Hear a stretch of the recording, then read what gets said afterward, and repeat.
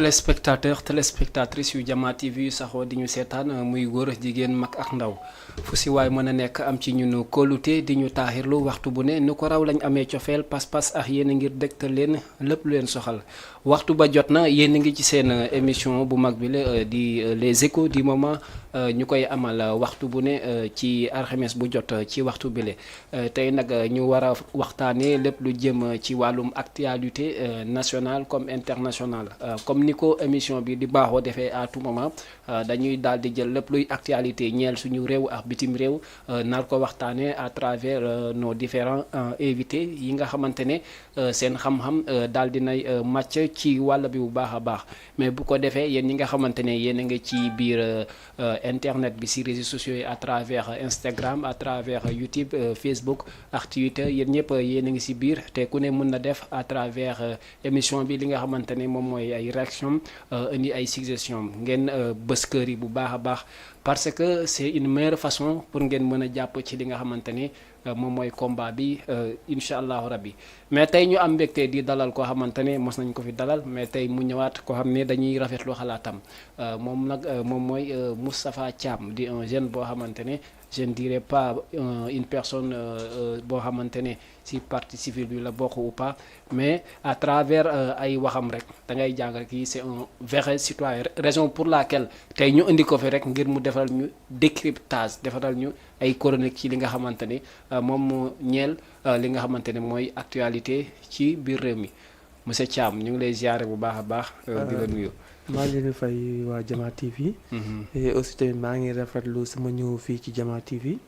mun ñëwoon naa fi ci yàggul dara. ma ñëwaat fi tey.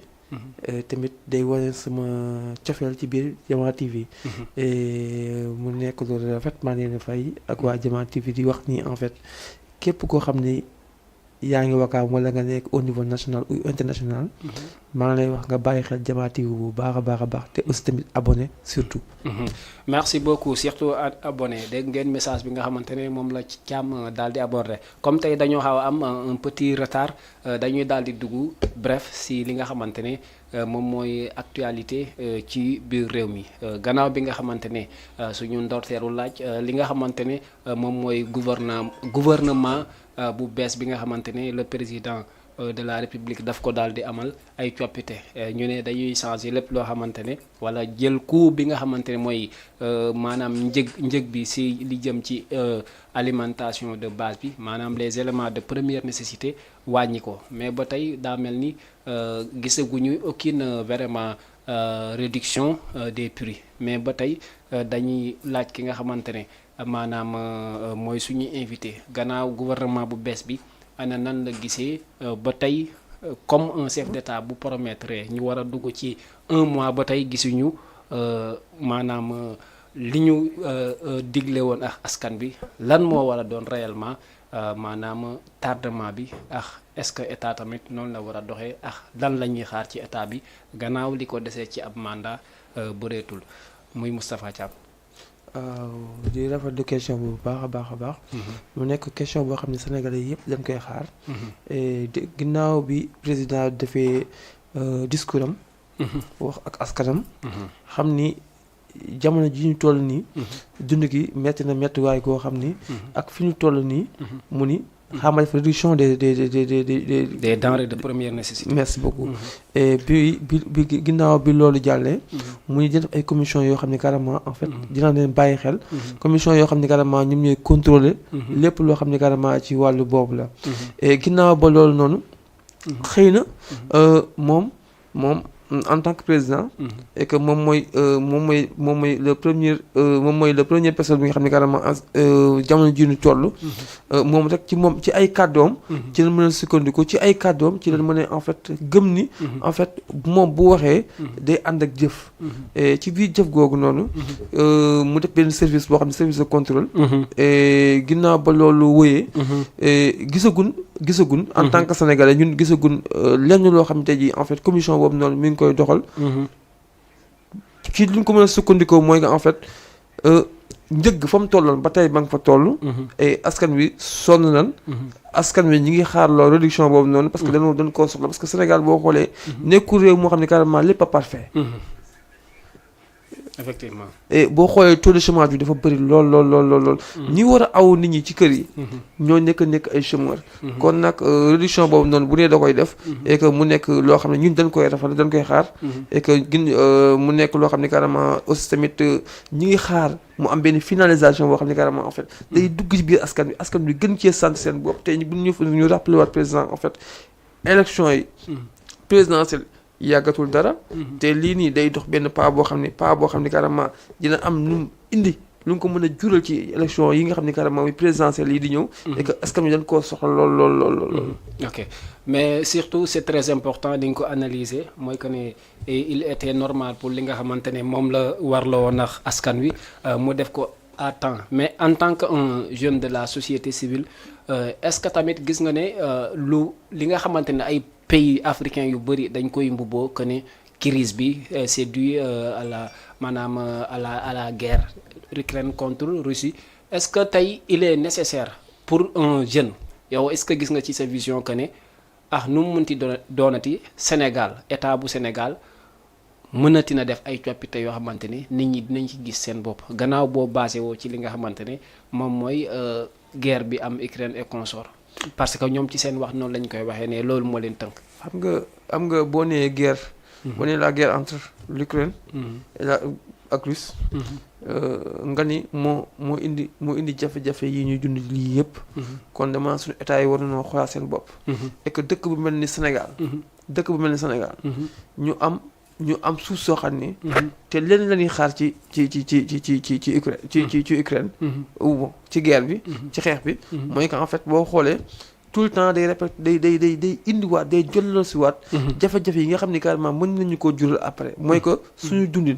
et que man jàpp naa ne réew mi mel ni Sénégal. ñun waruñoo dépasser foo xam ne carrément ci wàllu dundin. ñu koy wékk ci ay réewum nasaraan. et en tant que jeune. et maa ngi ciy invité président de la République. et mu gën cee bàyyi xel. mooy que ndaw ñi. am nga ndaw ñoo xam ne. sawar nan. am nga suuf si. am nga ndox bi. am nga lépp loo xam ne daal moo lay permettre tey ji nga mën a am ay réserves yu baax a baax. et loolu ñu ngi koy xaar ci président de la République. tamit mu def pas boobu noonu et réew mu mel ni toll Sénégal tey ji waratuñoo basé ci ay réewum nasaraan. ci ci seen i coow. ci seen i coow ñuy gis ay jafe-jafe ci ñun. loo xam ne carrément ci wàllu dundin lay doon. et que ñu ngi koy invité waat moom moo ñu woon en fait retour. ci wàllu mbay mi. retour ci wàllu napp gi. retour ci wàllu nangam ak nangam. xam na ni am na ndaw ñi. xam na ni am na bépp jumtukaay boo xam ne da koy soxla. et que moom la ñuy xaar. mu def plan ñu topp ko. te bu plan boobu ñu koy xaare loolu ñu koy bon ci loolu mu ñuy wooyee. en tant que ndaw. en tant que entrepreneur. ñu ngi ko ciy xaar avec mu am aussi tamit suite. ndax day léeg-léeg suñu njiital réew yi. dañuy am problème boobu. am nañ ay xalaat yu rafet. mais am nañ jafe-jafe yoo xam ne carrément tey ji moom mooy contribuer. wala moom mooy def loolu noonu am suite. et que loolu noonu étiquette boobu noonu daf ñuy faral di jar. ak suñu njiital réew yi daal. effectivement mu daal di am solo muy loo xamante ne on peut dire que la majeure partie des chef d'État africain loolu la ñuy bubboo que ne c'est dû à la guerre et consort entre confrontation Russie-Ukraine moom moo tax mais souvent rek dañuy wax boo yoroo loo xamante ne dafa dem ba bëgg a lajj boo antanoo ko ci say mbagg souvent li ñuy wax rek mbër bu ne bu daanoo dina indi loo xamante ne moom mooy conséquence bu jëlam quoi ba tax na est-ce que yow maanaam gis nga ne tamit souvent dañuy xaar maanaam les jeunes aussi ñoom dañuy xaar à tout moment bu ñu nee remaniement ministériel am na je fais d'une manière générale quoi bu ñu nee remaniement ministériel am na ñëpp fi pour ne alhamdulilah parce que dinañ am liggéey parce que le ministre chargé des emplois dina def ay jéego peut-être pour mën a dànkaafu maanaam jeunes yi pour mën a jàpp ñëw en aide pour les jeunes mais est-ce que bu ñu tolloo foofu nga xam ne réussite jeune day tënku ci état mais aussi quelle est la part de responsabilité des jeunes aussi. xam nga réussite jeune. bu tënkoo ci état. et que c'est normal la du nekk loo xam ne carrément aussi tamit dama koy kii parce que. ñun dañ leen di fay. pour ñuy nekkal. dañ leen di fay pour que ñu ñuy accompagner. dañ leen di fay. aussi tamit ñu yor suñu njàng. et que c'est normal aussi tamit. bu ñu tegee gouvernement bu yees. gouvernement boobu noonu képp kuy jeune. ak fi secteur boo mën a bokk. war nga cee gis sa bopp. effectivement. war nga cee gis sa bopp. et tey remaniement boo ko déggee tey en fait man damaa jàpp ni remaniement chaque poste. ak képp koo xam ne carrément jox nañ la poste. ak poste bu ñu la mën a jox. day nekk poste boo xam ne carrément dañ ko mérité. su ma nee mérité nag. du caagi ni. ci côté kii laa damay wax ci côté xam-xam. et que loolu la ñuy xaar quoi. un gouvernement boo xam ne carrément du nekk un gouvernement politique. mais day nekk benn gouvernement boo xam ne carrément en fait day méngóog. li suñu askan wi ñuy dund. tey boo demee secteur boobu mën a dund. boo mën a dem. ak képp ku ñu fa mën a tabb secteur ba kooku ñooñu dañ ci sentir seen bopp. et que jeunes yi tamit tey boo xoolee en fait entrepreneuriat nit ñëpp koo wax léegi mu ni entrepreneuriat c'est bon mais ñañ ñoo war a def entrepreneuriat surtout et aussi tamit ñañ ñoo war a jiite xale yi ci wàllum entrepreneuriat parce que bëy na nag ñu koy faral di wax dama ci exemple non ça fait plaisir la tey ci man mooy jàllale waale kàddu gi nii mooy que et que ndaw ñi nga xam ne carrément war na leen a jox seen gëdd et que ndaw ñi nga xam ne carrément tey jii en fait ñoo gën a placé wu et que tey jii en fait ñu war leen ñu mérité ay postes yoo xam ne carrément dañ leen war a teg ci poste yooyu noonu malheureusement ndaw ñooñu noonu instant bi ñu toll ñoom boo xoolee pour nga gis leen ci ñu affiché ci léegi ci yenn médias yi day nekk problème wala pour nga gis leen état jàppale war leen a jàppale day nekk problème te ndaw ñooñu gis naa ne tey jii boo jëlee benn jeune benn femme boo xam ne tey jii en fait day yàlla du ma tudd am na ñoo xam ne bon ci comme que ci yàlla nekk tey Diama TV ñëpp koy seetaan au niveau international damay jël ci sama yaay booy bi nga xam ne carrément te am naa sañ jël ci moom exemple muy Amina Diagne waaw muy Amina Diagne salut au passage waaw coach d'affaires la nga xam ne carrément jamono ji ñu toll nii néew na ci ay ndaw ñoo xam ne carrément formé wu leen ñooñu tey daa baax état bi war leen tàllal ay loxo mais léegi koo wax léegi en fait mi ngi bokk ci politique mi ngi ndaw ñi léegi boo xoolee ñiy politique en général ñu jox leen yenn postes yi mooy ñi nga xam ne carrément ñooy topp seen ginnaaw wala soit que ñi nga xam ne carrément aussi tamit ñoo xam ne carrément en fait dañuy wax seen waaw malgré xamuñu lu askan ñu dund malgré ñoom lijjantuñu lu askan ñu di dej ñoom li leen yitteel mooy saa su ne seen poste wala leen loo xam ne carrément tey ji seen i tur et que noonu loolu Sénégal jamono ji ñu toll loolu ma fa war a jógee pour Sénégal am beneen xar kanam bu bees waaw ok mu daal di am solo boo xoolee li ñuy projeté si maanaam xëyu ndaw ñi mooy que ne on attendait pour le gouvernement mu def coppite bi mu defee coppite ñuy xaar réduction des prix am na amul askan bi ñu bëri nee nañ yëguñu ko loolu tax ñu ne buñ demee booy xaar ci gouvernement booy naan lañ doon xaar jotul tamit kon wax nañ ne est-ce que ndaw ñi tamit mënuñu am seen gouvernement bopp su ma la nee seen gouvernement bopp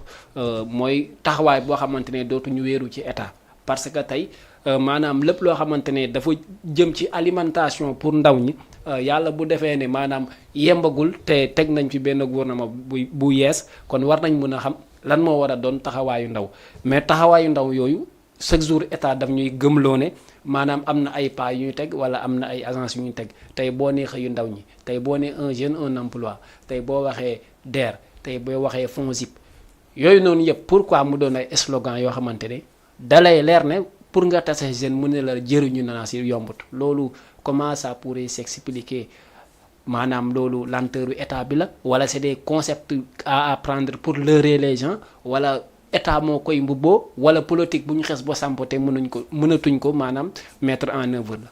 xam nga da ci say biir wax ci laay sukkandiku. mooy que da nga tudd ay kuréel yoo xam ne carrément ay kuréelu état la. et que man ci kuréel yooyu noonu tab yi dañuy tabbee. est-ce que méngoo nag li nga xam ne carrément moom la askan wi soxla. wala moom la askan wi di xaar ci ñoom. et mooy day retourné waat ci li ma la doon wax sànq rek. da ngay gis quelqu'un koo xam ne carrément tabb nañ ko ci yàlla ci kuréel yooyu nga tudd.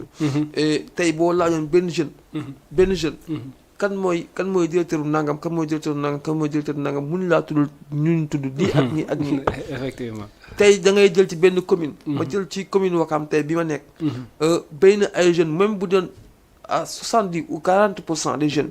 nga laaj leen fan la kuréel yooyu nga tudd. nekk fii ci Wakaam mënuñu la ko wax ak kan moo ko jiite. te lu ñu xes ba lancé la waaw.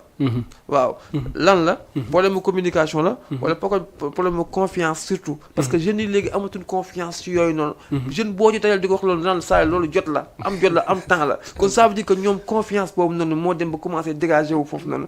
et que tey jii nii comme confiance boobu noonu pour nga rattrapé wu ko dafa laaj ay chaînes ay schémas aussi tamit des jeunes yoo des personnes yoo xam ne carrément tey jii en fait ñoom ils sont dans le terrain. ñoo xam ne saa yu su ne fu ñu leen fekk ñu ngi jege ñuy côtoyer jeunesse bi fu ñu leen fekk ñu ngi accompagner jeunesse bi su ñu leen fekk ñu ngi taxaw ñu ngi am benn accompagnement boo xam ni carrément donte état jàppalewu leen ak seen moyen boobu ak seen xalaat bi rafet moo tax tey jii ñuy toppatoo jeunes yi aussi tamit jeunes yi am confiance ci ñoom tey jii bëri na ci ñu bëri ñoo xam ne tey jii tey samay sukkandikuwaat ñëwaat en retour ci Amina Diagne joxu leen dërëm mais boo xoolee confiance bi am ci Amina Diagne tey boo xoolee wala tey jii buñ demee ba naan ko yaay kon ça veut dire que am nañ confiance boo xam ne que am nañ ko ci ñoom te ñooñu noonu tey jii nga jàppal leen ci yenn kuréel yi da ciy am solo parce que dañuy xam secteur bu ne lim laaj day ñoom nit dañuy xam aussi tamit secteur bu ne li muy laaj aussi tamit dañuy xam tey jii jeune bu ne en fait am na foo xam ne tey jii boo fa tolleeg moom te nga xam ni carrément tey jii nit ki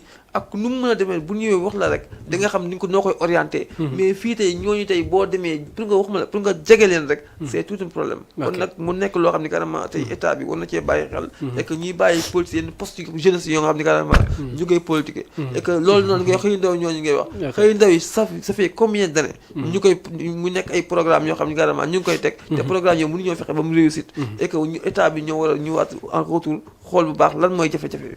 ok mu doon ay analyses yoo xam ne c'est des pertinentes analyses de la part de notre invité mu am solo boo tuddee entrepreneuriat rek suñu xel day xel di dem ci ki nga xamante ne moom mooy monsieur Ba suñu xel tamit day del di dem ci comme ni mu ko waxee Amina Diagne mais aussi au coach Chanel Kassa boo xamante ne say li muy wax c'est un vendeur d'espoir day jox jeunes yi maanaam l'espoir de vivre l'espoir de bien s'entreprendre l'espoir de bien faire les choses comme elles se doivent quoi mais tey tamit dañuy wax ne est-ce que tey bu ñu demee ba jeunes yi maanaam tey ku mel ni comme ni mu la koy monsieur Ba ko xam ne kàngam la ci wàllu entrepreneuriat da ngay dégg ay jeunes yu bëri si dans le monde médiatique daf leen former ci que ne ñu mën a xam fi ñuy teg seen tànk ba mën a entreprendre Amina Diagne tamit di coach boo xamante ne day jaay nit ki espoir pour ne la yow war nga mën a tekki fi nga dëkk mais tey bu ñu basé woo ci loolu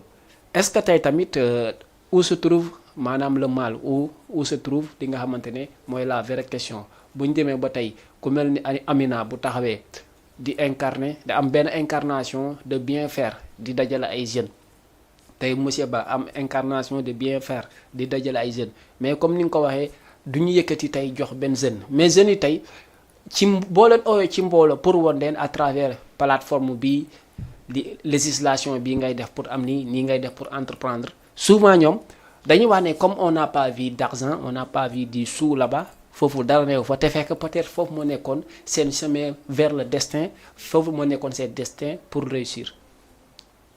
waaw xam nga mooy li nga wax yëpp da nga ciy wax ñetti baat yoo xam ni carrément mu nekk lu am solo. da nga tudd koo xam ni carrément tey jii en fait mooy monsieur comment dire. monsieur Ba. monsieur Kassa. l'autre là Amina Diagne. waaw mu nekk ñoo xam ni carrément dégg leen si tey moo ñu nekk ay kilifa ci réew mi. y a des talents du ñooñ kese am na ay nit ñu bare ñu mel noonu. mu nekk lu am solo ñooñu it état war na leen a accompagner ci côté média. mais côté média boobu noonu. moo xaw a des. tey jii état bi. war na leen a accompagner sur des mesures financières. loolu noonu xaw a des. xam nga tey ñu war leen accompagner. sur la question. des ay structures yoo xam ne carrément dañu koy teg. et que mu nekk structures yoo xam ne carrément day dëppook li nga xam ne carrément moom la jeunesse bi soxla. et que loolu des. tey monsieur Ba moom xaw ma ban commune la dëkk. tey commune bi mu dëkk tey. je ne parlais pas en fait ci Wakaam xaw ma je sais pas Wakaam dëkk ou pas. et tey jii en fait. ndaw ñi dañ ko ñu mel noonu dañ leen a gën a soxla dañ leen soxla aussi tamit dañ leen a gën a soxla ci jamono ji ñu toll nii. parce que boo xoolee Sénégal 100 000 toll dañ ni horizon 2035. kon àdduna bi dafa am lu mu laaj. léegi nekkatul en tant que jeune ak jeune.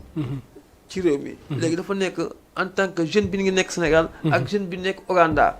jeune bi nekk Sénégal ak jeune bi nekk Éthiopie. ak jeune bi nekk Sénégal ak jeune bi nekk Nations Unies. parce que léegi ñoo bokk ba même plateforme boo xam ne carrément ñun ñoo fay toogandoo di waxtaan.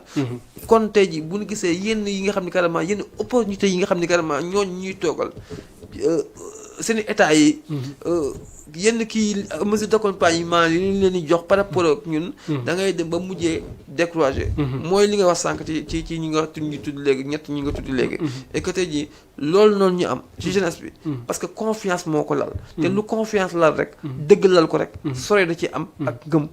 mais pour jeune bi nga xamante ne dañ leen di oo maanaam peut-être question bi répondre nga si mais defe naa am na fu xaw a dese leer tuuti quoi maanaam jeunes yi ñuy oo ci ndaje comme muy ay plateforme groupe WhatsApp ay Instagram yaa ma gën a xam ñu leen di woo ci ndaje pour genre yooyu pour won leen lii mooy yoon bi fii nga war a mën a jaar tey képp ku lay jàppale ci entrepreneuriat dalay wax ne maanaam la confiance d'abord en soi loolu lu ñuy c'est une base totale ci côté entrepreneuriat mais ndaw ñi concept yooyu nga leen di jox di leen di wax ci législation fii nga war a aw nii nga war a def ak kii ñoom tant que gisuñu xaalis bi rek ñoom loolu da leen di reculer loolu dama ne influence boobu maanaam ndaw bu ñàkk xam li mu bëgg la am déet. man nag du ma jël kenn ci li nga wax ni du ma retourné wu di jël kenn ci moom exemple.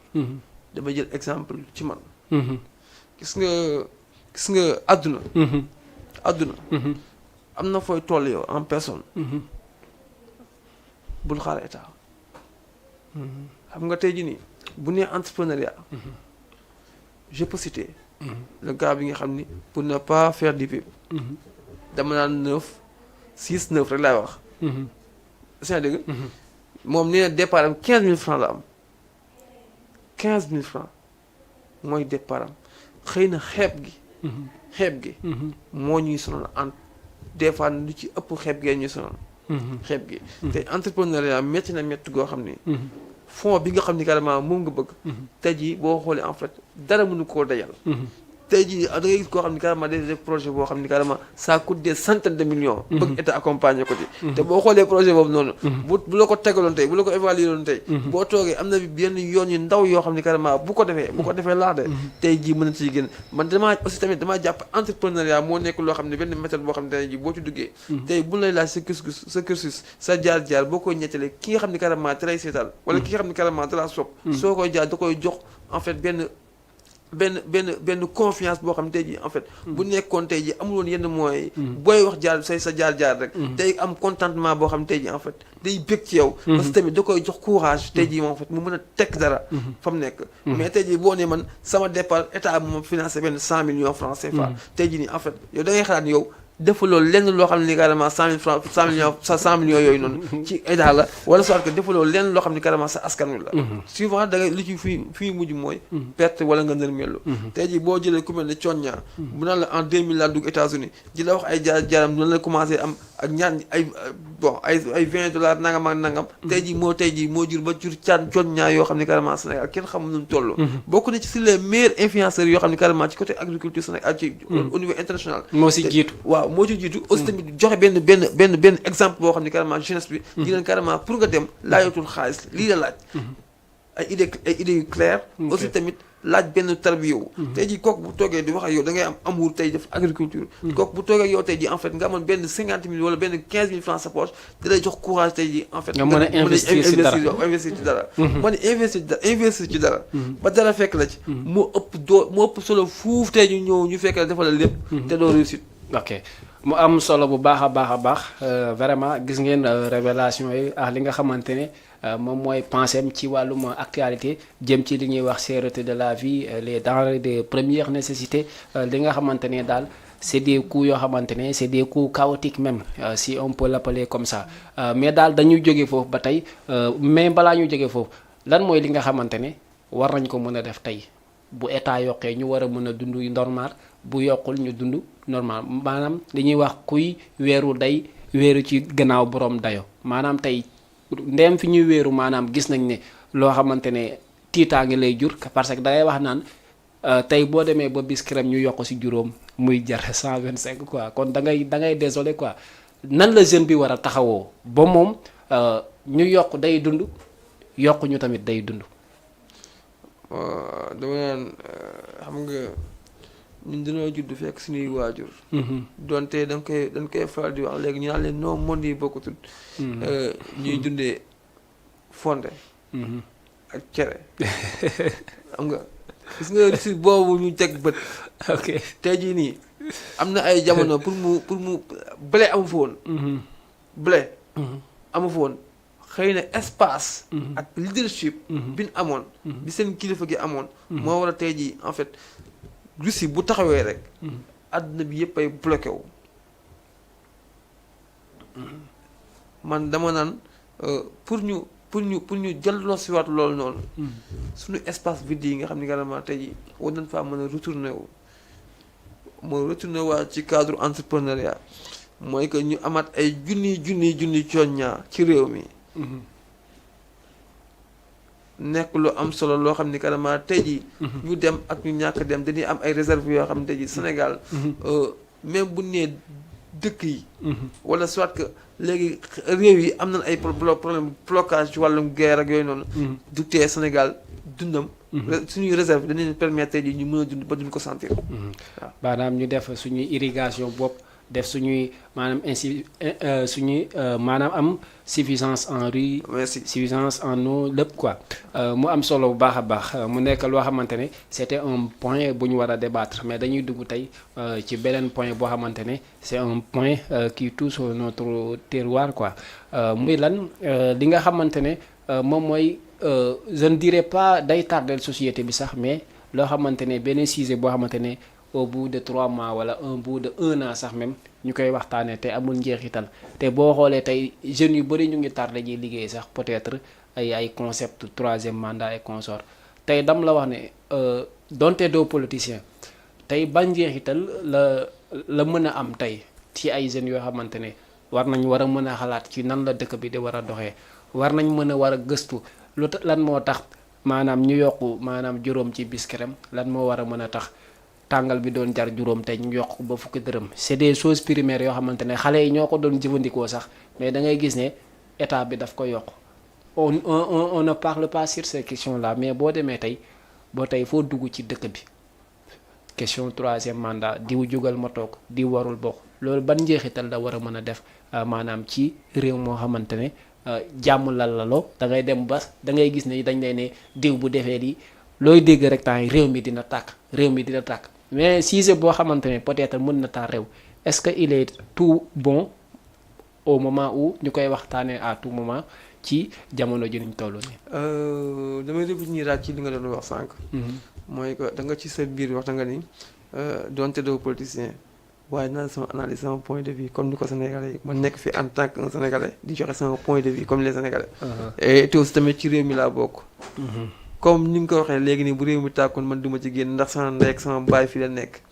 samay maam samay rakk fi la nekk te aussi tamit ci réew mi laa yaakaare tey aussi tamit même donte bu dee flambeau bi ma koy téye feneen vert jaune rouge bi laay yóbbu fu ne ak étoile bi ndax loolu noonu dafa am lu muy def ci man comme li nga wax nii ci cadre 3e mandat bi mu nekk loo xam ne tey jii en fait man damaa jàpp ni du ma ne képp kuy noppal président ku nar a noppal président nga bañ nga ni carrément président 3e mandat bi de donte boo xoolee ñi ëpp ci Sénégalais yi dañ ni du am pour wane du fi amee te beneen bis topp nga nekk koo xam ni nekkatoo président Sénégal kese dafa amaat beneen kuréel goo jiite muy Union africaine nga war a am benn posture politique boobu moo war a gën a mën a incarner et tey jii nii posture politique boobu noonu tey wane un bon exemple sur les pays yi nga xam ni carrément tey jii ñoo wër Afrique parce que say suñuy ndaataango la tey jii nga wane leen kat askan wi de sama askan ñoo ma faloon ñoo ma éliroon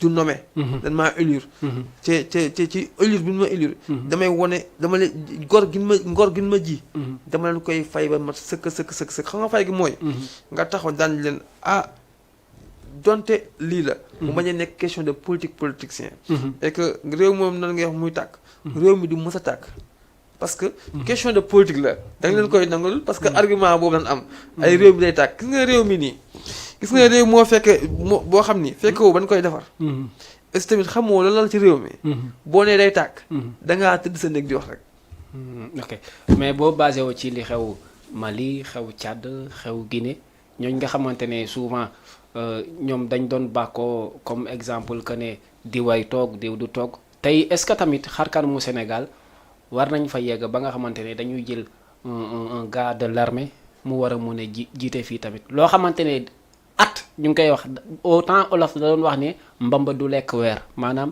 tey tojaange ba munti def nit ñi buñ ko waxee weer dañ koy bàyyi mais tey buñ demee ba mbamba di lekk fukki at maanaam ci ay maanaam mun nañ wax 1 an depuis 1 an ñuy waxtaanee lii ak lii tey boo nee réew mi bu tàkk tamit est-ce que tamit nga basé wu ko ne peut-être sëriñ yaa ngi fi ñaan am na fi Sénégal am na may tamit te nee nañ maanaam am na ñoo xamante ne vraiment maanaam dañuy dund ci loo xamante ne même yàlla bu dogaloon ne dëkk bii lii du fi mës a am seen cuune day tax mu pousse leen ci dëkk bu tàkk.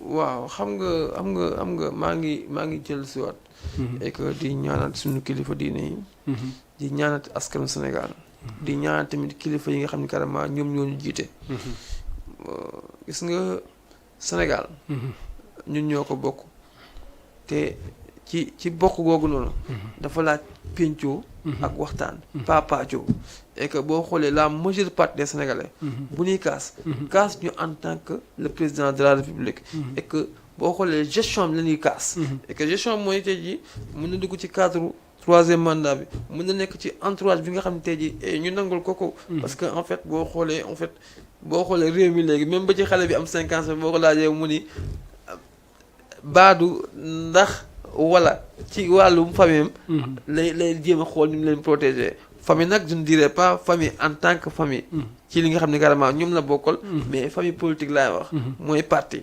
et ma wax di ko waxaat ni ko aussi tamit le président de la République en tant que président de la République président di la wax ni la mu nekk loo xam ni ñu la ciy woowaat parce que réew mi boo xoolee ñun ñëpp ñoo ko bokk surtout ñun ñëpp ñoo ko bokk et que da nga tudd lu am solo muy suñu kilifa diine yi suñu kilifa aada yi ñu ku ci nekk tey jii boo xoolee rek am na foo bokk te fa nga bokk am nga cofeel goo xam ni carrément toll nga fa ak ñoom et que ci cofeel googu noonu nga toll ak ñoom ñooñu buñ waxee di nga bàyyi te loolu wax jooju nga xam ni carrément tamit moom laay revenir at buñ waxee di nga bàyyi bu ci président wéeru mukk tamit ba jàpp ci wax jooju noonu aussi tamit mu nekk loo xam ni carrément aussi tamit lu ma neex mën naa ko def ndax day fay mu nekk loo xam ni carrément tey ji fi ñu koy xaar ñun en tant que Sénégal mooy que man ci sama gis-gis tout le temps dama ciy wax mooy que Sénégal fi mu toll nii da ko war a dépasser à 100% parce que yorootuñ benn dëkk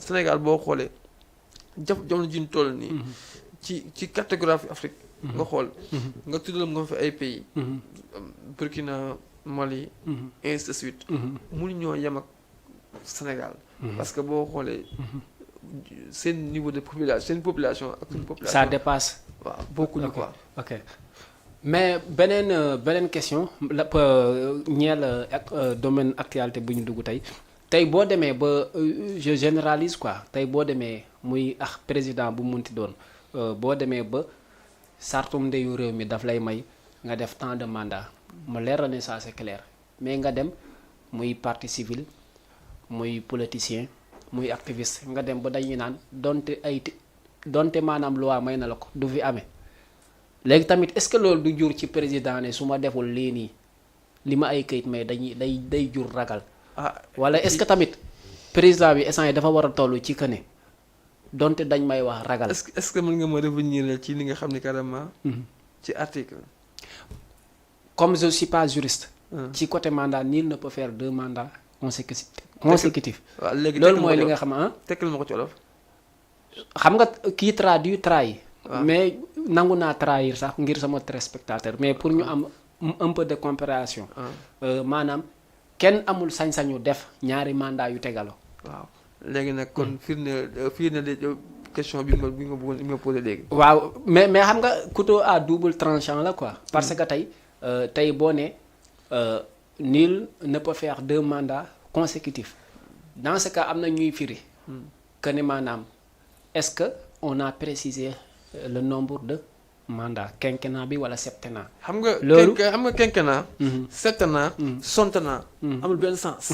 et nañ respecté Sénégalais yi quoi. ok xam nga tey jii nii boo taxawee naa ay quinquennat. conconnat. que les gens. qui nekk au fond du Sénégal boo nekkoon lan mooy quinquennat. et il est assez doué. mu wax parce que en fait ay quinquennat loolu c'est ce sont des mots yoo xam ne carrément que j'apprécie pas quoi. man gëmuma ko quoi. et xam nga lu tax gëmuma ko teguma ko ci forme troisième mandat ou nangam dama ko teg ci forme. tey jii ñu respecté Sénégalais yi quoi. muy le camp du pouvoir wala mu nekk opposition. et am na mots yoo xam ni soo ko dee faral di wax sax tu ne respectes pas les Sénégalais quoi. c'est dégg man fi may waxee mooy ci li nga wax noonu. et que mu nekk loo xam ni carrément ñun man binduma ko. defuma ko aw boon xalaat bi et que ñi am xalaat bi ñoom ñu diisoo woon wax ko def ko te ñoo ko tëgg te liñ tëgg nag man jàpp naa ci laa mën a sukkandiku ba mën a taxaw daan ne man de troisième mandat moom mu taal ok mais dans ce cas tey c'est très important parce que boo basé woo ci li nga xamante ne mooy loi réew mi ci li mu wax mooy que ni nit amul sañ-sañu def ñaari mandat yu tegaloo mais ñun ñëpp ci lañ war a sukkandiku waaw loolu sax mooy jur jàmm mais dans ce cas est-ce que bu ñu defee noonu yàlla sax te référendum bi nga xamante ne moom moo ñu defoon 2016. waaw ñi mën a taxaw ne la ci lii la wax mooy 15 points référendum bi. waaw ñi mën a taxaw ne la 15 yi si la lii la waxoon. est-ce que tamit dëxës ñu si loo xamante ne ay ndëgg sërëx la yoo xamante ne ça va maanaam même day dissolution maanaam day jël lépp loo xamante ne loi bële waxoon na ko maanaam mu daal di sotti ndox. est-ce que loolu tamit du loo xam ne piège la boo xamante ne donte loi bi wax na ne kenn mënul def ñaari mandat mais ces 15 points là c'est à revoir mais loolu du question bi c'est des éclaircissements question bi dam la ne est-ce que Macky dafa war a toll nii donte dañ may wax ragal bàyyi ma bàyyi dëkk bi ngir jàmm am. loolu de wax dëgg yàlla maa ngi ko ci invité. loolu moom. li nga mujj wax léegi nii. maa ngi ko ci invité. te non da nga ko ciy invité wala da nga ko ciy poussé dama ne. moom dafa war a wax ne. donte dinañ ma ne ragal laa. mais sama dëkk jaralal na ma ko bàyyi ma bàyyi. ragal moo jur jàmm. ragal. moo jur jàmm. mais aussi est-ce que bu ñu demee ba réew mi ku ko yor li texte yi wax. parce que tey ñun ñi ñëpp on est des profanes du droit quoi. dañuy littérairement la ñuy dégg droit parce que tey am na ñoo xam ne ñoo jàng droit ñooñu ñoo mën a xam dëgg-dëgg constitution bi lu mu wax. peut-être suñu gëstu mën na ñàkk a yegg ci les lectures linéaires là quoi mais est-ce que dëkk bu ñu demee ba li loi di wax. dëggal ko parce que nit ñi tollootuñu ndax dina am ñaari mandat am de dañu wax ne même bu la ko mayee doo ko def loolu est-ce que mënul taar. xam nga Cheikh.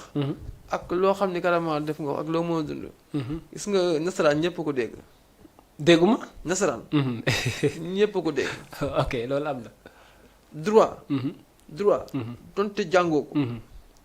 buñ la ko waxee en français. da nga mën a xam bu ci kaw nga jàng nasaraan laa de. da nga xam ne lii loi lii la wax.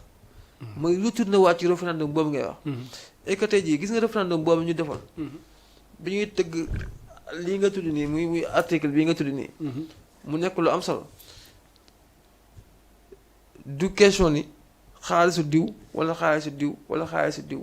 lañ jël defe ko tëggee ko kii bi. xaalisu askan wi lañ jël. organise ci ay référendum. tëgg ko. ba tëggul ba def loolu ba pare. mais nga la yéwén. na respecté Sénégalais yi nga xam ni carrément tey jii bi nga xam ni carrément moo nekk Kolda wala Tamba wala Fatick wala fu mu mën a doon. wala Louga nan ko respecté. te xaalis boobu mu jël xaalisam la ba tëgg ci loi bi loolu ñu tëgg nag ngala nan ko respecté. ba joxaat kër googu noonu Sénégalais bi nekk foofu noonu. xam ni Sénégal tey jii. dafa toll foo xam ni. du jugal sa morom toog. dafa toll foo xam ne ku ci nekk. soo matee da ngay ñëw bàyyi sa morom mu ñëw toog. dëkk bi gën a mën a avancer quoi. ok mu am solo peut-être waxtu baa ngi dem mais dañuy ñëw dugg ci cadre suñu troisième sujet bi laataa ñuy mën a tàggatoo ak ñi nga xamante ne ñoom ñooy mbokku téléspectateurs yi mais dans ce cas dañuy dugg xuus ci actualité internationale ci.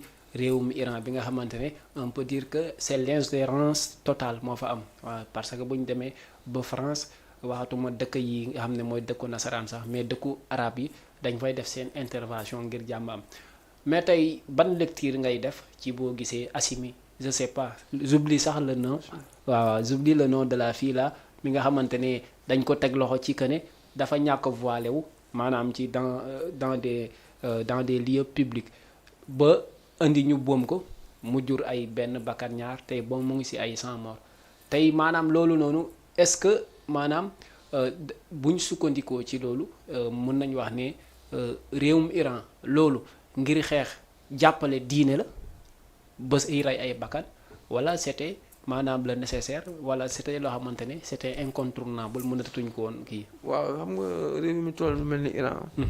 ci ñi nga xam ne dañuy def analyse politique. avant lii dafa am. question de voilé kon naa yem ci question de voilé wa kese. et que mu nekk loo xam ne réew moo xam ni. tey jii fi mu toll réew mu yàq la quoi. au niveau international. et que ñëpp xam nañ ko sur les pays occidentaux yàq bi nag ñu ngi ko teg fenn mooy que en fait tey jii nii dafa nekk loo xam ne tey jii jàppale bi nga xam ni carrément waroon na cee am. souvent mooy des. moi foofu laa ko teg ci côté yàq bi. jàppale maanaam ci ban côté.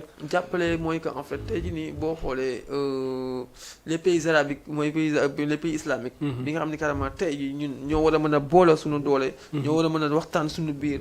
ñoo mën a tey jii jëflante suñu biir ba tey jii en fait jafe-jafe yi mooy pays émirats yi parce que ñun bokkuñu ñun pays islamique. tey léegi la mais nag en 99% mooy ñooy musulmans yi parce que mënuñu koo wax pays islamique. mais nag comme que pays laïque la moom dañuy am ci pays laïque bi parce que ñu nag suñu mbokk catholique yi ñoo ci yem. et maa ngi leen nuyu de passage. mooy école bi ma jàng muy Sainte Marie. tey jii mu nekk loo xam ni carrément tey jii man rafetlu moo ko quoi. parce que tout d'abord ma ci jàllale wala message waa Octobre Rose waa Linka. mu nekk loo xam ni en tant que yaay en tant que jigéen en tant que rakk bu jigéen tey jii. ku nekk ci ñun. tey jii rafetlu woo ko. et que da nga ni femme boo xam ne voilé wul. di trois personnes la woon kenn kii. mèche bi mu soloon moom moo dépassé voile bi ci doon koo kiiwee. mu nekk loo xam ne wax dëgg yàlla laajaat na toogaat waxtaan. jàpp naa ni képp ku ci waxe tey jii man bon dafa laaj tamit. ñu gën cee sóobu gën cee waxtaan. tey jii ñu jàppale Ukraine ba toll fii ñu toll tey. et que tey jii lépp loo xam ne carrément au niveau international ñu ngi jàppale Ukraine. contre la Russie et que na jàppale boobu noonu na wàcc ba ci Irak. et tamit mu law daal. ba tey xam naa dañ fay daal di des tey parce que tey boo gisoo ñoom c'était une révolution islamique. maanaam depuis ay lu mot sax. war na mot ay téeméeri at. yoo xamante ne ñoom dañoo jël tënku ci maanaam ngiru islam maanaam ci la ñuy àttewee ci la ñuy defee lépp comme li nga xamante ne mooy le cas d'Arabie Saoudite.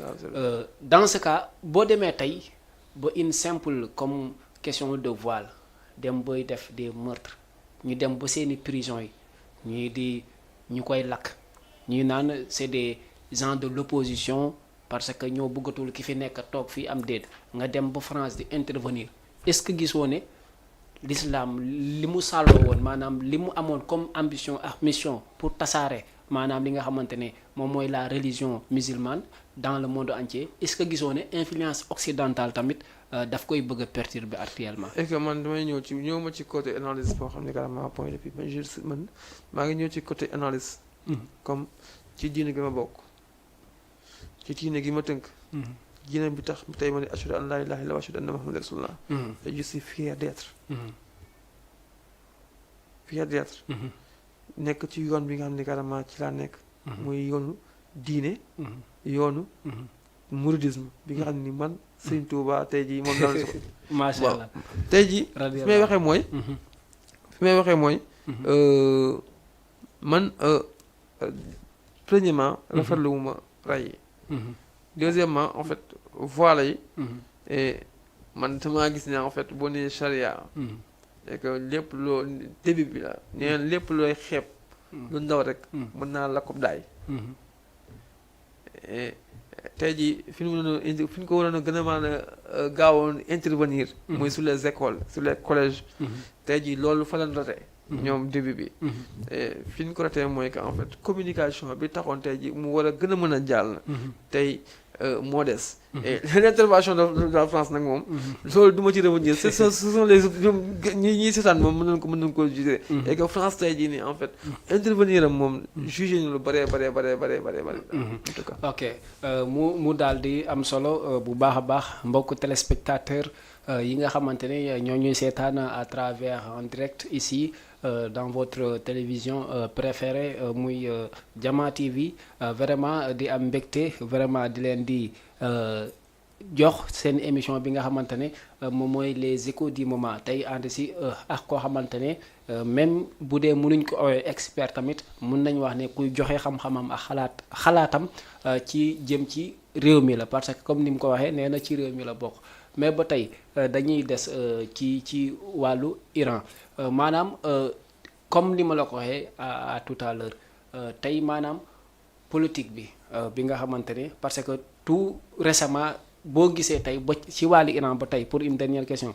da ngay gis opposition bi maanaam buñ marché tey parti au pouvoir buñ marché tey ne non aux femmes voilées maanaam ne daal dañuy protester ci képp kuy jigéen maanaam di bañ a sàlloo ak loi bi wax ne képp kuy jigéen booy génne da nga war a muuru opposition maanaam pouvoir bi loolu la ñuy wax di à travers leur marche opposition bi tamit génn ne ku mu neex buur fi muuru ci dëkku islam tey ban parallélisme ak ban différenciation nga war a mën a def entre l'homme politique et l'homme religieux ñu war a xam la vraie question que ni politique nii la aw diine aw nii parce que bëgg a jël politique tamit teg ko ci diine booy taal réew tamit ça peut être des inconvénients. xam nga da nga ni question de politique. mu nekk entre l'opposition et la côté pouvoir. mu nekk ku ci nekk yaa ngi def benn discernement boo xam ne yaa ngi def benn communication. vers une population boo xam ne carrément tey jii. et aussi tamit. mu nekk benn population boo xam ne carrément. qui est derrière tout ça. mu nekk ay questions yoo xam ne carrément war nañ ko mën a poser à 100%. et je dirais que question religieuse. question diine. question ngëm la. moo gën a fort. politique. politique heure bu réeree. heure bu ñu réeree ñoom. ci diine la ñuy tënku. heure bu ñu réeree. ci diine lañ jëm. te may rappeler waat et que comme que boo réeree ci diine ngay tënku jiwaat rek. na nga defaraat sa ngala diine bi nga nekk. na nga ko jéem a xool noo ko préserver. parce que diine fa mu nekkoon. ba tey ma nga ne fa lay nekk. fa lay continuer di nekk. te fa lay sax. du pousse dem ci les politiciens. ok bu am solo ñu boucler cadre baabu dem ci deuxième sujet bi xam naa boobu réservation de 2 questions à 3 questions tey biig ci guddi rek ak barki biig ki nga xamante ne moom mooy Vladimir Poutine dafa daal di jël 4 localités fi nga xamante ne mooy Ukraine annexé leen maanaam occupé leen carrément wax ne di jëntewul maanaam convention internationale la si wax dëkkam lay doon par la force loolu ban lecture nga si am. Poutine moom dafa nekk mooy Poutine dafa nekk comme ni ko sama doyen di waxee rek chaque jour et je salue de passage c'est un journaliste moom du ma tudd turam mu ni dama ko ci doon tooñ un jour mu ni Poutine dafay incarner moom li mu doon. dafay incarner moom li mu doon. ok te incarnation boobu muy wane li mu doon da koy wane ba ci au niveau international. moom faalewul li nga xam ne nga xam maa tey ji en fait mooy ñi nga xam ni. ñoo ñu ko en fait lii boo ko deful lii moo ci mën a fekk. ba tey ñoom ñi ngi koy continuer di wax te teewul position bi Poutine jëloon ba tey mi ngi koy jël. di assumer quoi. waaw. ok mais tey boo demee ba lu mot 40 000 personnes daal di quitter la Russie pour dugg ñenn ñi sax dañ am fayda ni dañuy dugg Ukraine pour dem waxatuma la jàppale Russie de mais jàppale Ukraine te c'est des Russes yoo xamante dañuy jóge Russie di génn pays bi ñii di daw ñii di ne duñ daw sax mais dañuy wëlbatiku tourner dem dugg biir Ukraine di tirer seen dëkku bopp tey boo demee bay incarner guerre te sa population nangul loolu lan la mën a jur. mën na jur lu ne.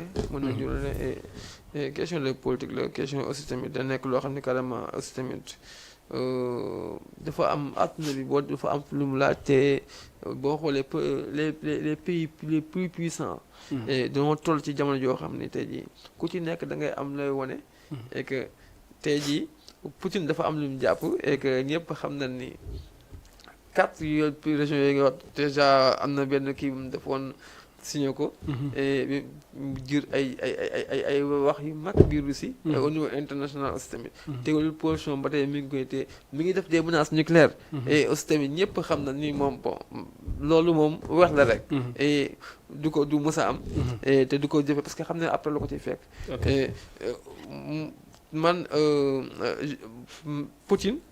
Poutine li muy xaar ci Donbass. ay 4 kii nga wax noonu mu nekk loo xam ne carrément tamit. ay dëkk loo xam ne carrément dafa am importance. tamit ci Russie. c'est vrai. c'est une guerre boo xam ne carrément dafa yàgg c'est une guerre de longue date. te c'est une guerre boobu noonu boo xoolee aussi tamit. ça date de Mathusalem quoi. waaw voilà léegi moom loolu nag ku ci nekk rek dafa am lu muy loolu espace boobu noonu ku ci nekk ci ñaar dafa am lu muy loger ci yow dafa am lu muy jëriñ ci yow moo ba tax na doo nangoo bàyyi. et guerre politique la et c'est une guerre de calcul la quoi. ok tey boo demee ba France ñoom ñu li dal Sénégal moo leen dal ñu ngi jooy carburant donte nag. Elisabeth Borne seen première ministre daal dina wax ne bëgg na jël fii balaa weeru décembre lépp loo xamante ne ci njëg mi la ñu dindi si benn tiers de % pour wàññi ñoom seen alimentation de base quoi njëg bi tey ñu ngi jooy tamit wàllum carburant tout cela c'est dû à la guerre quoi mais dans ce cas gis nañ ci ginnaaw ci semaine yi génn moom Russie dëkk yi nga xamante ne yëpp da leen doon alimenter pétrole mu dem ba ci biir géej gi on dirait que dafa tirer ay bar ci tiwo yi pétrole bi tas ci géej gi loolu nga xam ne maanaam monde occidental bi ñëpp dañ yaakaar ne li war a mën a tax seen avion daw seen bateau daw seen oto daw ci benn dëkk lañ ko tënku est-ce que dëkk boobu demee bay menacer di jël ay tiwo yu aw ci géej di def ay bavure ñuy toj pétrole bi di yàqu ci géej bi une pollution totale. Il n'est pas du tout temps pour ñu xool massacre bi ñuy jël ak kii une bonne fois pour toutes parce que nee nañ lépp lu jekk ci réew mi tamit souvent guerre day indi jàmm. waaw guerre day jur jàmm et ñëpp xam nañ ni en fait au niveau bon ci côté politique. et ci côté aussi tamit indi ñu Russie nga xam ni carrément tey jii Russie Poutine position boo xoolee. dafa nekk loo xam ne carrément ñëpp xam nañ ni. il est radical. merci beaucoup et dafa nekk koo xam ne des fois nag les Français daa am ay baat yu ñu koy wax mais ba tey position am da koy téye. mu nekk loo xam ne carrément ñun tuuti nañ ci mën a wax ak Poutine. et mun tamit mais na xalaat ni bu baax a baax. toutes ces choses yi nga xam ne carrément da koy def. mën na répondre ci côté moom te dañoo nekk ci àdduna boo xam ne vers 2050 et yàlla na ko fekk ñun ñëpp. mu nekk ay réserve yoo xam ne carrément tamit war na ci mën a bàyyi xel bu baax a baax. te guerre bi nii ça dure et moom mi ngi demandé moyen. malgré am na ñu koy rejeté ak yooyu noonu. parce que en fait dégg naa mi ngi demandé l'aide à des autres pays. et tey jii bañal nañ ko kon ça veut dire que en fait moom mi ngi commencé noyau mi ngi commencé kii nank na am lâché wu nank parce que guerre dafa am lu mu laaj dafa laaj benn fond donte am nga les moyens donte am nga tous les moyens ñi koy invité man bokk ci sama kàddu laay waxe mu nekk loo xam ne carrément na bàyyi xel ni en fait personne bi nga xam ne que boo nee ba sa askan retourné di xeex yow kon ça veut dire que yow y a un problème bi nga xam ne carrément moo nekk interne boo xam ne carrément moo nekk ci biir. ok une dernière question concernant Ukraine-Russie parce que actualité la boo xam ne ça réchauffe actuellement quoi tey vous pensez que c'est une guerre qui va terminer par la guerre ou c'est une guerre qui va terminer dans la paix. man ci jàmm laa ko gis quoi. nga xam ne gis nga ne résolution bu si mën a am toog waxtaan a koy kii. ci lay mujj incha allah. ok mais tey une dernière question internationale pour ñu mën a tëj président bu Mali ak président bu Guinée récemment indépendance bu Mali bi ñu koy feete Mali ci coup d'état la jógee putschiste kii fa toog Guinée dafa jóge tamit ci benn même putsch bi. tey ñoom ñaar comme nee nañ sont victimes de coup d'état bi Mali amee indépendance indépendance président bu Guinée bi dem tey dëkk bi boo demee ba dañuy wax dañuy naan dëkk yi c'est les civils qui sont en tête ñoo nekk président yi dëkk yi maanaam c'est des hommes de tenue qui sont en tête ba tey Macky Sall ak Macron fête bu amee ñoom ñooy gisee ñoom ñooy invitante tey ñëlee def coup d'état ñoom ñooy invitante seen biir entre Mali Guinée Burkina Faso Tchad ñooñu def benn une petite coalition tey l'Afrique de l'Afrique la ñu am wala une Afrique disloquée. bon man demande Afrique de l'Afrique am parce que ba tey ñoom mën nañu am problème seen biir mais par contre en fait population yi ba tey ñoom ñu ngi discuter ko ñu ngi waxtaan ñoom seen biir. tey jii nii en fait Mali bon tey jii am nga ñi bay attaqué Mali ci côté des choses yoo xam ne carrément ça ce sont des questions yoo xam ne carrément bon vraiment question sans important la quoi. ñu koy faral di wax. et que le vrai problème mooy que en fait nani potentiel yi nga xam ne carrément Mali am na ko. et que tey jii mi ngi ko doon fournir sur les pays occidentaux. tey jii mu nekk ak aussi tamit des garanties. ak yenn kii yoo xam ne amoon na ko. arrêté na tous les contrats yi nga xam ne carrément moo leen jógee foofu noonu. jëm ci sur les pays occidentaux. loolu arrêté na et nañu xool aussi tamit bi loolu ginnaaw bi loolu wéyee. nañu xool tey ndax. Mali jafe-jafe yam nekkoon. ba tey mi ngi ci nekk. aussi tamit côté économique. est-ce que Mali jafe-jafe yi doon dund ba tey mi ngi koy continuer di dund. et aussi tamit. ci guerre bi nga xam ne carrément tey jii en fait ñu ngi ci mën a wol Mali loolu la parce que tout le temps da ngay gis ay choses yoo xam ne carrément au niveau international mu nekk loo xam ne carrément des menaces yoo xam ne carrément tey jii mën na ni day dégénérer voilà waaw mais ba tey mi ngi maintenir mi ngi téyewaat même position asuma mi ngi Goïta mi ngi téye même position et entre le colonel Goïta et le colonel Doumbouya c'est ñoom c'est une amitié boo xam ne carrément ça date de longtemps ça date de longtemps quoi ok muy loo xamante ne vraiment ça a été un plaisir de vous avoir sur le plateau tey boo amee lépp loo xamante ne da nga koy tàggatoo wala benn appel booy lancé lan lay doon mais vraiment contentement la woon vous avez bien. donte réellement xooj tey man ay ñëw laa jóge xaw ma lu xew et que question yi nii fii laa ko fekk. mu nekk loo xam ne carrément dama koy rafetlu. day wane ne aussi tamit sama cofeel ci réew mi. day wane aussi tamit gis nga lépp loo wax rek. lu ma fi wax rek. ce sont des questions yoo xam ne carrément. préparé wu ma ko. moom xam na ci dara. c'est improvisé waaw dama ko mais c'est bien attendu et c'est bon dama ko improvisé. te improvisé yëpp dafa nekkoon ci man dafa nekkoon sama xol. et lépp loo xam ne carrément dama ko fi wax mu nekk ay kàddu juum. sama xel bopp laa waxee parce que nul n'est parfait. et mu nekk loo xam ne carrément nit matut. te sama matadi rek laa doon waxee. lépp loo xam ne dama ko fi wax mu jub. damaa jàpp ni man du man maa wax. yàlla ma wax loo rek. mu nekk loo xam ne carrément dafa war a jiñ tey kii nga xam ne carrément moo ñuy seetaan. mu nekk loo xam ne carrément ñu mën na ciy gis après loo xam ne da koy même bu fekkoon mu nekk loo xam ne carrément tey ci lu bon la mu dem ba nekk ci lu baax ci ay kàddu yu rafet yi ma fi wax. et tamit di wax ni di nuyu ñi nga xam ne carrément ñu ngi ñuy seetaan. Jama TV. di nuyu tamit sama entourage. di nuyu ñi nga xam ne ñu ma wër. surtout ñi nga xam ne saa su ne dañuy dox ci li nga xam ne carrément tey mën na ni lu may jëmale kanam la. votre maman et consort. maman moom dootuma ko remercier quoi. mu nekk loo xam ne dama koy rafetlu mu nekk loo xam ne aussi tamit di nuyu tamit. population de Guédiawaye. di nuyu sunu maire. Ahmed Aïdara. et di nuyu tamit tous les maires yi xam ñoo fa nekk muy Beydi Ba muy Beydi Sey non muy muy Racine Talla Mayakor. Diomaye ok non Mayakor laa bëgg Mayakor Alja Mayakor. di leen nuyu di leen nuyu bu baax a baax. et di wax ni seen mandat bi ñu leen fi teg. mu nekk mandat bu oyof ci ñoom. mandat boo xam ne tamit da leen jik surtout ça. mandat boo xam ne carrément day ànd ak résultat bu parfait. waaw di nuyu tamit sama yaay. di nuyu waa population de Wakhinane. mais sa ban yaay. di nuyu Amina Diagne. coach d'affaires Mina Pro TV. et di nuyu tamit sama yaay bi ma jur. di nuyu sama papa. di nga xam ni carrément tout le temps damay jox des choses. macha allah di ma wax ni ma bul def lii defal lii bul def lii. des conduites waaw mu nekk loo xam ne dama koy rafetlu di la nuyu yow tamit. yow mi invité. et di leen wax ni yéen ngeen like. Jama TV. su ngeen di aimé c'est important parce que télé la boo xam ni carrément. mën na ni daaw day wuyoo tërëb incha allah rek muy Jama boobu noonu. fépp leen koy seen. day wone entre.